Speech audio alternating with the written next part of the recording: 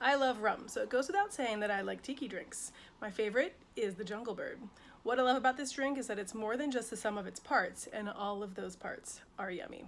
Founded in 1978 at the Hilton in Kuala Lumpur, this drink was revived in New Orleans in the 2000s and has definitely been perfected by the cocktail craze. Let's make one. So this is my own take on this cocktail, and instead of using simple syrup and pineapple, I like to get pineapple juice or fresh pineapple juice and cook it down for 15 to 20 minutes until it becomes a caramelly kind of syrup. This makes the flavor a lot deeper and a little bit less sweet, but still plenty of fruitiness. We're going to use the Papa's Pilar. This is a pretty fancy, beautiful rum, and this particular one is aged in sherry casks. So this is going to be some tasty stuff. Okay, first things first. 1.5 ounces of rum. Then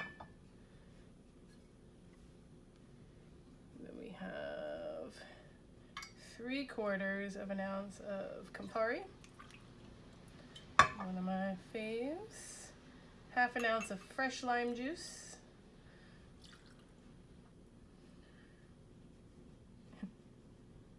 And then 3/4 of an ounce of the reduced pineapple juice, pineapple syrup, I should say, over ice in a shaker, and then shake this one hard.